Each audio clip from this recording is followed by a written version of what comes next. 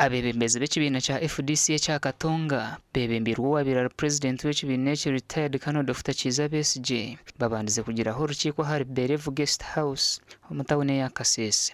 Omu rukiiko oru Ronald Kabuko chairman wa FDC ahabwa district ya Kasese agizire ngu aba FDC ya Naja Nankumbi kuba rayange kwikirizana n'okukoragana na FDC ya Katonga beine kubatuntumura mu ofisi yabo.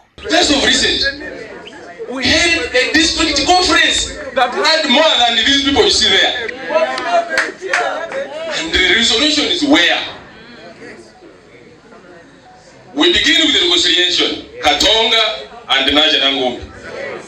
Where things fail, we go to Naja Nankumbi and apply force. That was the resolution.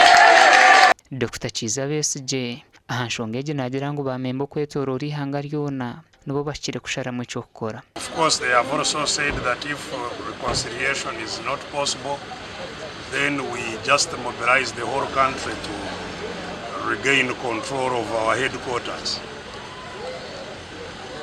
That too, we shall process along with the other views.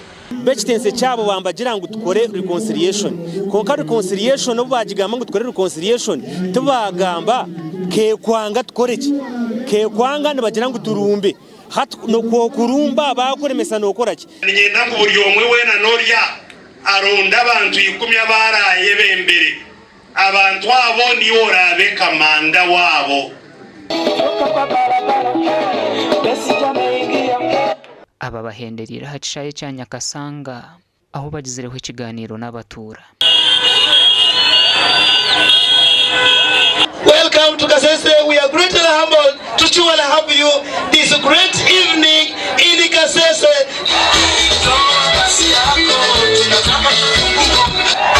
Abateine sente akahumurumuna Salimu Sare ngwangwa beno yareberera abateine sente kureba ko bagira bata Gashakwa Gilbert Muhanguzi.